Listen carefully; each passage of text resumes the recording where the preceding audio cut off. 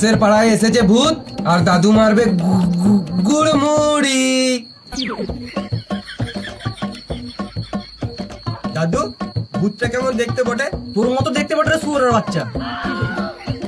তাহলে তো আমরা ডেলি ভূত দেখছি। তোর মতো যখন আমি ইয়াং ছিলাম তখন একবার ভূত দেখেছিলাম। হ্যাঁ মা, দাদু বোকাচোদা বানাচ্ছে, ভূত টুত কিছু হয়ই না। বেশ, শ্মশানে আমি একটা লাল কাপড় রেখে আসবো। তোর গাড়ি যদি দম থাকে তাহলে ওই কাপড়টা নিয়ে আসি, দেখবো তো। ও পারবে না, ওর ভয় গাড় ফেটে গেছে, গাড়টা পুলুক পুলুক করছে। তোদেরকে একটা কথা বলি শোন, যখন আমি ইয়াং ছিলাম তখন দাদু কেমন ছিল? এখনো ঢেমনে আছি, তোর বউটাকে পাঠা সালো। আমি আগে প্রচুর মাছ ধরতাম, রাত দিন মানি নাই, গাড় ফাটিয়ে মাছ ধরেছি। আমার ভূতের ভয় ছিল না। একদিন আমার মাছ ধরতে গিয়ে দেখছি জলটা খবর করে নড়ছে।